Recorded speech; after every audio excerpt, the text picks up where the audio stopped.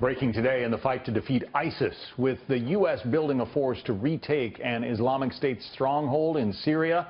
This as ISIS tries to slow down the advance of Iraqi troops in the militant-held city of Mosul.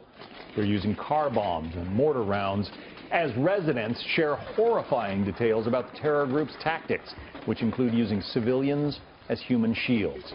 Benjamin Hall live in Irbil for us now. Benjamin.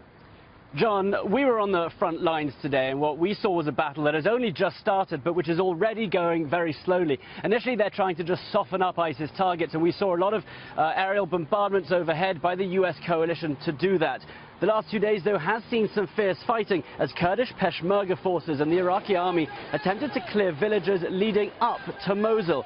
But despite the fact that Mosul is only 2 or 3 miles away from the front, the attempt to unroot ISIS from Iraq is clearly going to last a lot longer.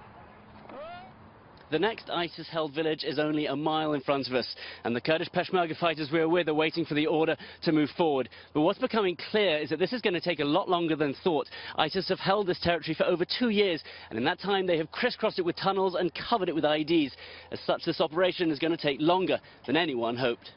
Today, some of the 25,000-odd soldiers involved in the operation gathered for the next push.